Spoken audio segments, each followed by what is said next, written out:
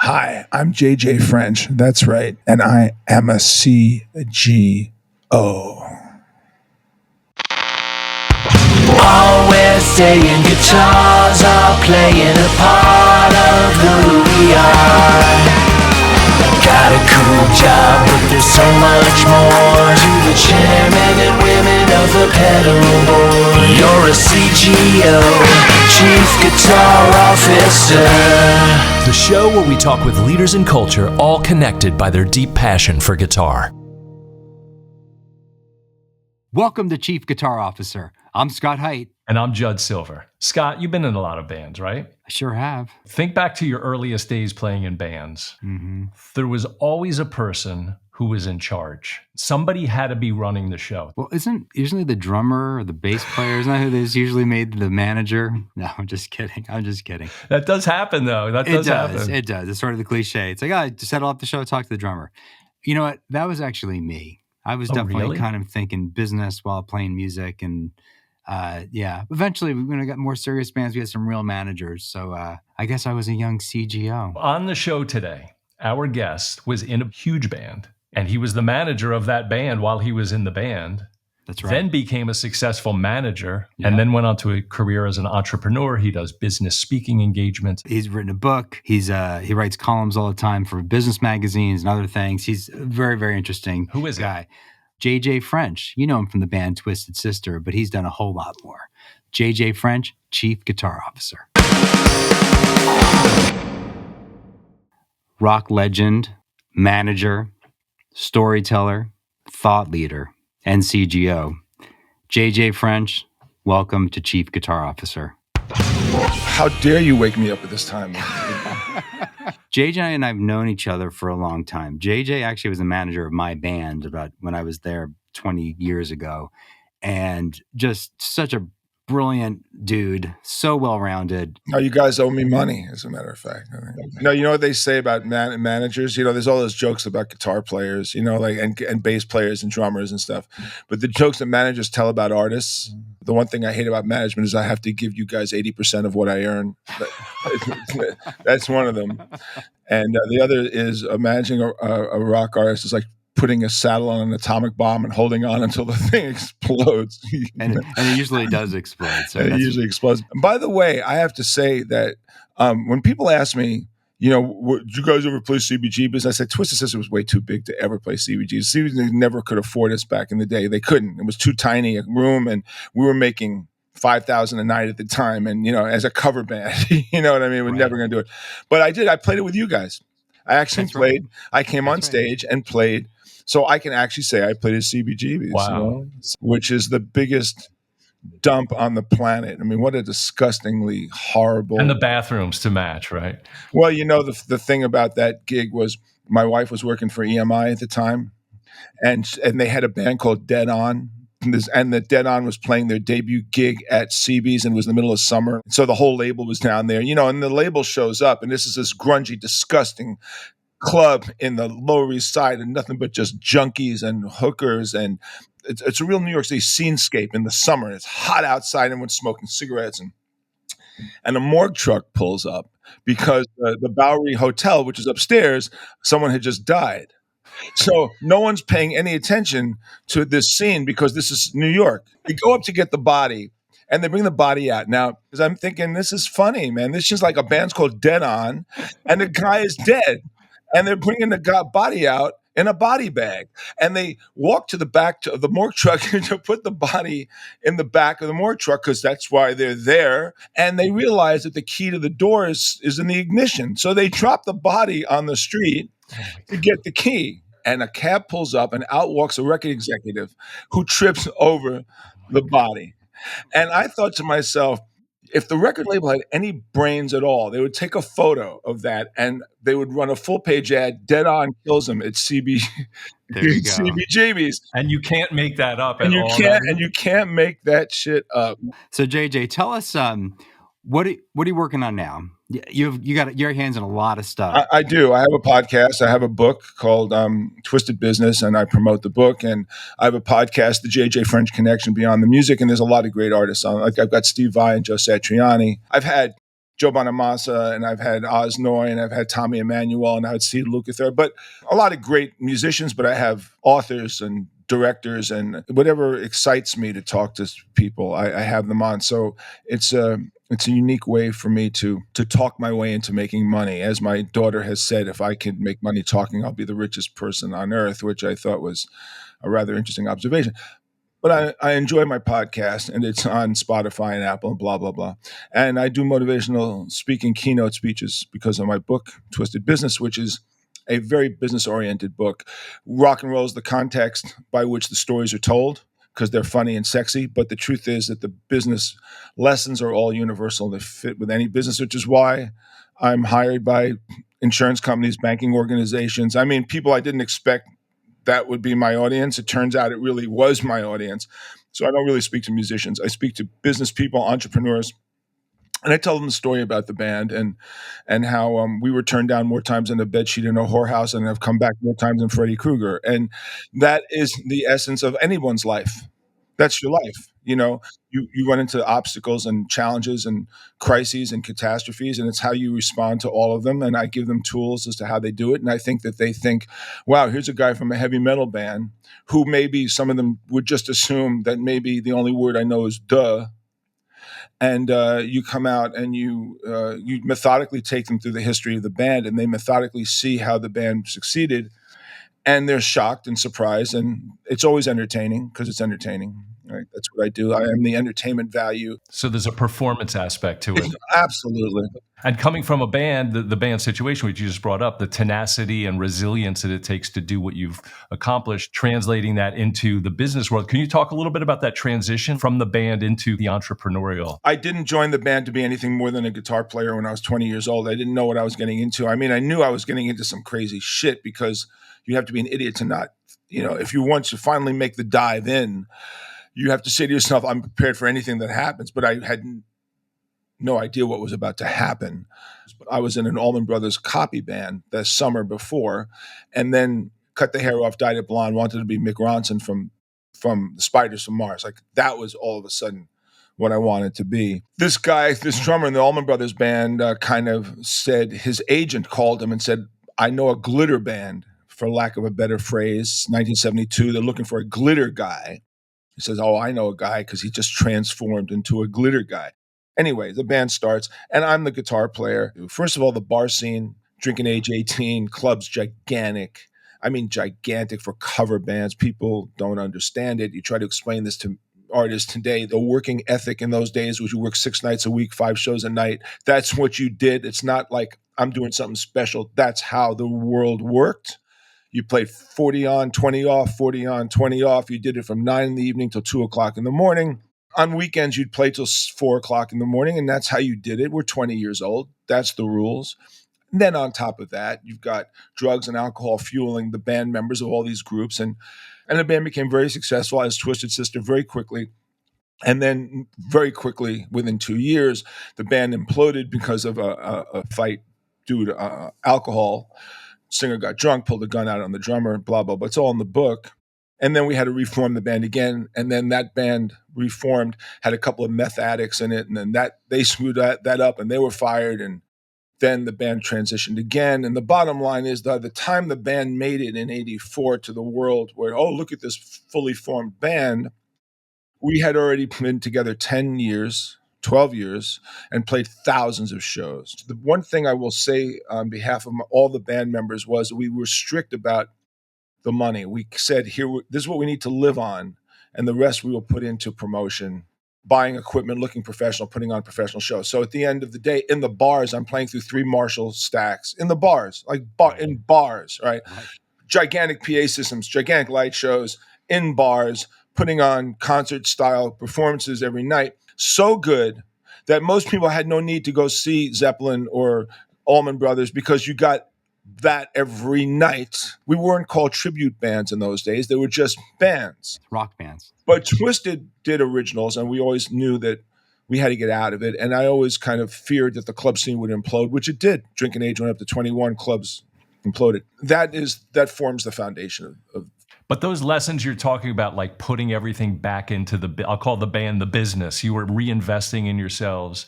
Those were probably really good business lessons. Yeah, I mean, I was a drug dealer from the age of 15 to 20 and a drug addict, and a highly functioning drug dealer, drug addict. Like, I had no issues. I was having a hell of a good time and dealing drugs everywhere and making a lot of money. And I had no intention of starving, and never brought it up to the band. By the time I joined the band, I had stopped doing drugs and no longer dealing. So they didn't know that part of me. And that part of me, I left behind.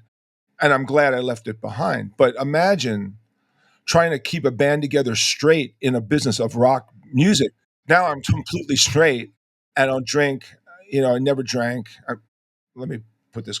If you see me at a wedding, I will have a glass of wine at the wedding, right? It's not that I'm opposed to alcohol. I'm not in AA. It's just that I don't understand the idea of getting so drunk that you will jeopardize the business that you are in. And unfortunately, in this business that we call the rock music business, it's a business that brings people who like to party into the business. So as we were firing band members for drug and alcohol abuse, and we would interview new band members, we'd say, by the way, I just want you to know we really don't promote this kind of behavior. I'm not going to tell you you have to lead a Jehovah's Witness life, but if you are a drinker, don't join the band. If you're going to call me tomorrow and go, hey man, I had a hell of a hangover, I have no interest in knowing you, because we're working too damn hard to put up with that nonsense. Yeah. It was working all the time, and on the days off rehearsing, and maybe one day a week you could sleep. And I look back at it, by the time we were signed, we had done 7,500 performances in the bars. Like, that's like 3,000 nights of music, playing multiple shows a night. Right. And it's a brutal schedule. But me and Dee and Mendoza, we didn't think it was brutal. We thought that's just the way that was the work, yeah. So, but you had that management thing kind of like built into your operating system at that time. You were doing it, and that kind of carried over. So when did that become? Did something click in your mind that said, this is something I'm going to carry on with? Well, the truth is that eventually it became so much work, I couldn't play guitar and manage at the same time. Like, you just would never sleep. And so I brought a guy, Mark Puma, came in and managed us for 5 years during the explosive video era. And then when that whole thing came apart and fell apart and died, I got out of the music business. I thought, I'm done. I had my run, 15 years. I pretty much got to where I wanted to go. I had all the records on my wall. I'm fine. And walked away from it and didn't touch my guitar for maybe 5 years. I really had no interest in talking about the industry, playing in the industry, nothing. And my wife was an executive for the music industry, and her attitude was, she was very cynical about the industry too. And her attitude was, well, you had your run, you had your shot, it's never going to happen again. And I got a straight job selling stereos. And I would go to people's houses to set their stereo systems up and see my CDs there. Wow. And never say a word, because I don't need to. This isn't a pity party. I have no interest in talking about my past, but I would sit there going, shit, really? This is where it's going, huh? So this is it. Wow. I'm working stereo, selling stereo equipment. The great J.J. French. This is what I wrote about in this book, because the tenacity, as you point out, the book, I teach the twisted method of reinvention, and it's TWISTED, tenacity, wisdom, inspiration, stability, trust, excellence, and discipline. That's the lessons in the book. The T for tenacity is the most important letter. Without that, you have nothing else.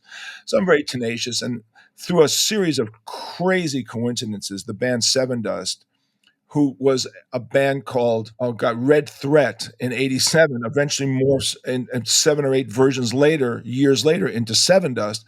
They call me up while I'm selling stereos and say, hey man, we'd like you to manage us, because I was working with them in 87, and this now it's 93, and I'm like, no guys, I'm selling stereo equipment. My wife, no. And they said, no man, we really want you to manage us. And I'm like, dude, I can't. I have a kid now, and I can't risk it anymore.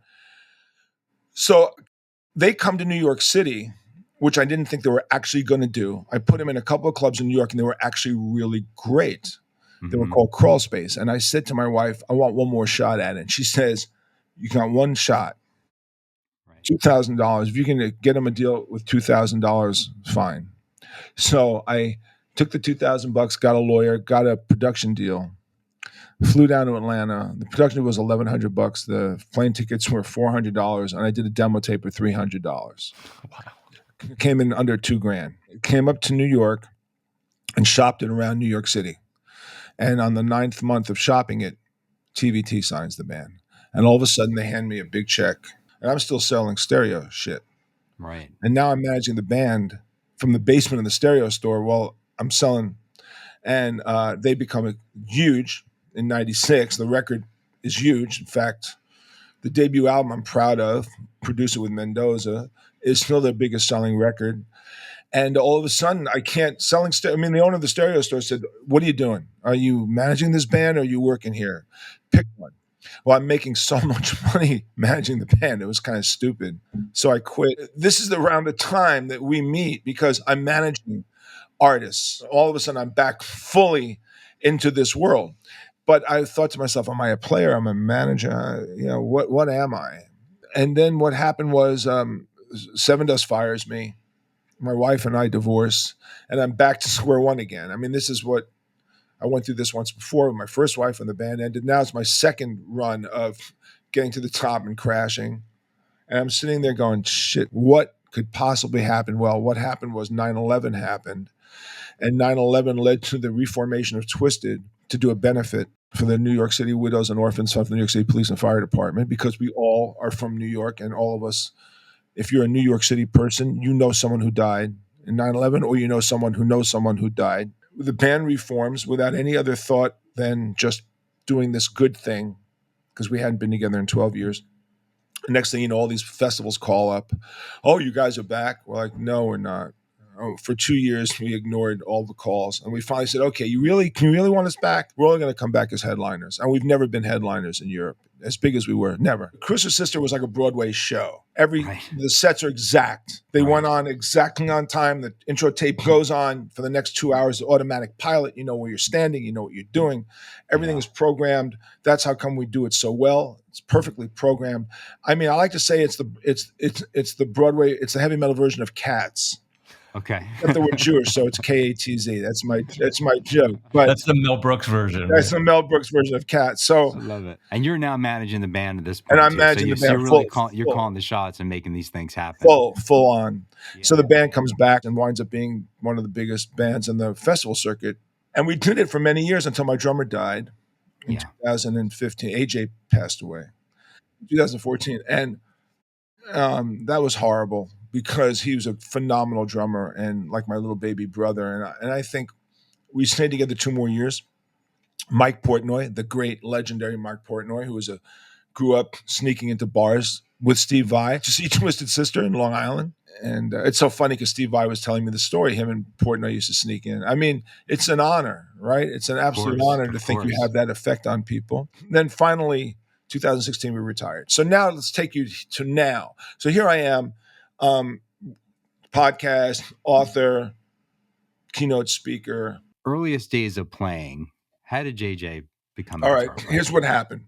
Beatles come in 64. Oh my God, Beatles, I want to be that. And started buying little guitars and playing bass in a local band. And just, I had a band with a drummer named Paul Herman and a singer named Bing Gong, a Chinese kid from the projects across the street. And I'm John, so we called the band John, Paul, and Bingo. And we played our first gig in junior high school, Battle of the Bands, and got our ass kicked. Kind of messing through everything, and then drugs come in 67. And with my drug money, I could buy real instruments, and back then it was cheap to buy really good stuff, relatively speaking. So I get a Paul Butterfield blues album, and I look on the back cover, and there's Mike Bloomfield. Now, for whatever reason, musicians, athletes, actors all have a similar story in that when they're 8, 9, 10, 11, something happens. They see a performance and they have to do this. Like, they don't know why, but they're now it can be a little girl seeing Annie on Broadway and going, now I want to be a Broadway star. Or you're a skier and you see the guy win the gold medal in the Olympics. And if you're driven, if you're that kind of person, you are now going to do it 8 hours a day, 7 days a week, and you're obsessed. That's how you win the gold medal. That's how you become famous. So I hear Mike Bloomfield. Oh my God! How did he get that sound? Now, up until then, I didn't care about the Rolling Stones. I cared all about these bands, but I didn't care necessarily about playing, wanting to play, understanding. But he was playing a Fender Telecaster. And I went, I want that guitar. And this is 1967. So I go down to 48th Street. Yeah. On both sides of the street, just dozens and dozens of stores. Right. With $135, not exactly knowing how much the guitar would cost. I walk into Manny's, which is the original Manny's. Walk into Manny's and I said, I want a Telecaster. And they said it was $147.50. And I said, I have $135. And they said, well, you're not buying the Telecaster. So I walked out of Manny's and walked across the street to Jimmy's.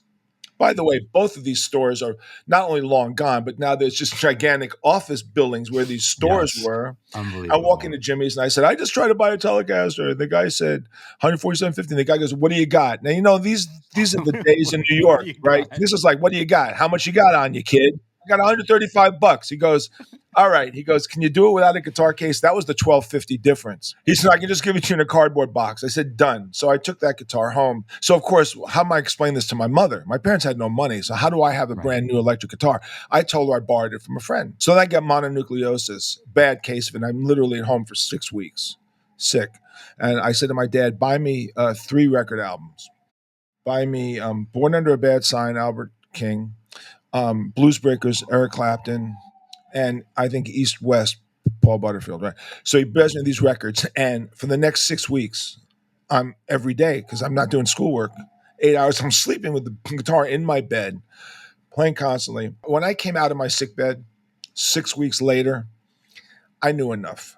You know, in those days, you had no YouTube, so you played the record, and then you picked up the arm, and then you played the record, and you picked up the arm, and when the record started wearing out, you put a penny on the top of it. Then I started going to Central Park, and everybody was in a band. Someone always has a guitar. So you go, do you know that riff? Central Park, the original YouTube. And everybody had dreams about being rock stars, you know? This just seeped into your bloodstream, like the guitar, the culture behind it. It became really part of your DNA in a way. Clapton's tone on the Blues Breakers record created billions of guitar players. What can you say? I mean, it's like almost a cliche. It fueled millions of people. But it led to the spirit in which you conduct your life now. Part of your growing up, it's like the way some kids played sports, and they became sports nuts. Exactly it. You're like living and breathing that every day now.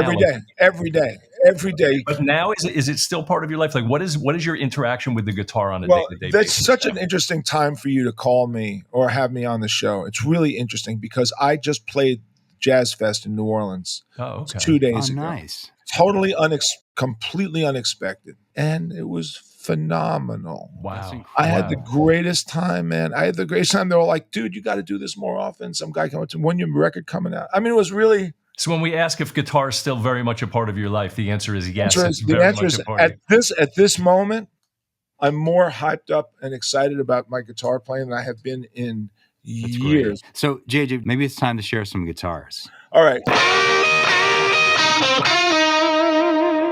Well, a couple of things. First of all, that 67 Telly I lost in a drug deal about a month later. And I've owned hundreds of them, and most of them are in storage, the ones I still have. I met a guy with 80 bursts. Wow, that's like all of them. 80, well, out of there's 1,800 that were made, total 58, 59, 60. I think 1,000 are accounted for in this one guy. I mean, I can't tell you his name, and I can't tell you where it is because I was taken blindfolded to the place, like I was meeting bin Laden. Right, exactly. Only because of Clapton. So here's a 62 ES335. Beautiful. With PAFs. Lovers of Clapton, you have to understand that as much of life as a Les Paul is great, I think probably the ES335 is the best sounding Gibson ever made. Peter Frampton says, who is known for that black Les Paul, like that is the icon, his Phoenix guitar. He says if he had one guitar, it's a 335. Yeah. My 54 Junior that I played at the Jazz Fest. That's straight up Leslie West, isn't it? Yes. Dude, let me explain. The reason why I own this is because of Leslie West. I walked into Ungano's, which was an Italian restaurant on the Upper West Side on August 15th. So it was the day before Woodstock. Mountains playing at Ungano's, which is a tiny little place. It was their second show. And there was maybe 10 people in the room, 20 people in the room. And I'm sitting front row. And Leslie is playing this through 3 Sun 1000 S's. How loud was that in an Italian restaurant? The reason why I really have no hearing loud. And you know what? Just really, this picture I'm about to show you. This picture was taken of Leslie West at Woodstock. Oh, Okay, my God. this Oh, was my the God. day after I saw Leslie West. Right, you saw him before he went. I up saw him and the did day that. before. He said, "I'd like to do an encore, but I got to go upstate to play a gig." And he goes, "And I'm not going to change my clothes either." Or his guitar. I saw him play a junior, and about a week later, some junkie from Central Park who I knew, now not with this one, but had a junior, and he was selling it for like $300, which, by the way, I overpaid. I overpaid by $150 because in those days they were going for about $150. Oh, my God. And I came $300. I was so concerned that it was hot that I made him sign a receipt. So that was the first Les Paul. But I've since then owned many of these. And this one, this 54, I bought in 1984 for $325. And we wanted to ask you a little bit about the Pinkburst Project. If you could talk about that a little bit and just tell us what that is. Take us through the history of it. And I know there's a there it is. guitar. So there's one of them. So what it was my daughter has an eye disease called uveitis, which is a leading cause of blindness among girls in the United States, around the world actually. Okay. And I wanted to do something crazy. I had an idea. I had a pink Les Paul that I had painted pink for the band playing in the bars by a local luthier who repainted a Tobacco Burst 1978 Norland Les Paul. I thought, well, what if I could get all these guitar companies kind of like transform their most iconic guitars into a Gibson? How would I even do that? And I thought, man, if I can get like Fender to agree to like put trapezoid inlays like Les Paul's. The headstock, for example, it's like the way a Gibson headstock is. It's pearl gray on black. Yeah. Short scale, or is it like a No, Strat it's scale? a full on Strat. That's never been done before. It would be kind of cool. So I go to a NAMM show and I walk into the Fender booth and I meet this guy, John Cruz, who's the head of the custom shop. And I said, I'd like you to transform a Strat into a Les Paul with trapezoid inlays. And I'll get permission from Gibson, you guys, so you're not violating anybody, because Gibson was my guitar company and they'll do it. They were on board. So I tell this to John Cruz, and John Cruz is standing there going, you want me to make a Fender look like a Les Paul with the trapezoid inlays and all this shit? In 1979, when I made that Tobacco Burst Les Paul, this guy named Steve Cart, a luthier from Long Island, who made the first Kiss axe bass for Gene, all this. He was like a local Long Island luthier. He's the guy that transformed the guitar. And I gave him my Tobacco Burst. And the day that he delivered it to me at a club called the Mad Hatter in the Hamptons, some 16-year-old kid who worked in his shop brought the guitar. He handed me the guitar. I opened up the case in the parking lot. I said, wow, it's pink. It's wow. And I said to the kid, hold the guitar up for a minute. And he held the guitar up. And remember in The Godfather when the police chief holds up Michael and they punch Michael in the mouth? Remember that? Yeah. Outside the hospital, yeah. Outside the hospital. So he's holding the guitar up and I was wearing a big ring. And I punched the guitar and I put a huge gash. And the kid goes, what the hell did you just do? I said, let me tell you something, brother. My singer's probably going to do this to this guitar on a mic stand in about an hour. I don't have time to get upset about it. So I'm just going to pre-fuck it up right now. So this is a true story. I'm in Anaheim talking to John Cruz and telling him this crazy story about how I made the pink Les Paul. And a kid walks by and he hears a story and he goes, you're JJ French, right? I said, yeah. He goes, I brought that pink Les Paul to you in the parking lot. I said, and I said to John Cruz, this is not a setup. I said, what are you talking about? He said, yeah, I work for Steve Carr. He said, and I had to deliver a guitar to you. And I said, well, what club was it? Because Mad Hatter in Stony Brook. And I said, what'd you do? He said, you made me hold the guitar up and you punched a gash in the guitar. And I said, what the hell are you doing? And John Cruz said, you don't know, you've never seen this guy. Since then, I said, I've never seen him in my life. And John went, okay, I'm doing it. So he made a Telecaster and a Stratocaster. And then I said, okay, now that I've gotten Fender on board, I'll go to Martin and see if Martin will do an acoustic guitar. And Epiphone is my guitar company. I got Epiphone guitars on my side. They're all going to use matching paint colors, everything, the whole thing perfect. I go to Martin with the Strat and the Telly. I go in the custom shop. I said, listen, guys, I need you to make me a Martin 0018, whatever, but it's got to look like a Gibson with trapezoid inlays. And they went, well, we can't do that. I said, well, it's too bad because Fender did it. And they said, what do you mean? I opened up the two guitars. And when they saw the Fender did it, they went, done. And the story did it. So everybody was on, I got them. So what happened with the guitars after that? We auctioned it all up. And not only did I get 12 guitars, I got Fender, Marshall, Vox, to all make pink amplifiers. So it was a combination of a lot of people doing a lot of really good things for a really good cause. And that's why the Pinkburst Project worked. And that's why we got the cover of Premier Guitar, Vintage Guitar Magazine. And I'm very proud of it. And what I did was I kept a couple of them because, they're so cool. Yeah, they're so cool. My daughter still has the disease. The disease is under control. All I can say is that if you have mostly girls, if they haven't had their eyes checked by the time they're 6, have their eyes checked. JJ, you've been an incredible guest. Where can people find you? Well, if you listen to my podcast, which is the JJ French Connection on Spotify, fun to listen to it. My book, Twisted Business, is available on Amazon. If people want to book you for that, book me. You send an email to askjjts, like ask JJJAYJAYTS at gmail.com, or go to jjfrench.com. So I can be easily found through that. I'm on LinkedIn as well. Thank you so much. Been an incredible guest. So that's what we do. That's our show. Thanks for watching. And remember to like and subscribe to our channel. Check us out on all the socials at Chief Guitar Officer. And we want you on the show.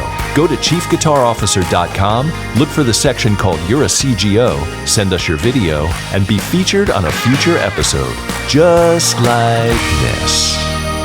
Hi, I'm Joe Lorge, an educator and guitar player from Long Island, New York, and I play in a band called Aswell. You can find our music at aswell.com or on any regular streaming device. And this is my 1975 Gibson J45 Deluxe. I'm a Chief Guitar Officer.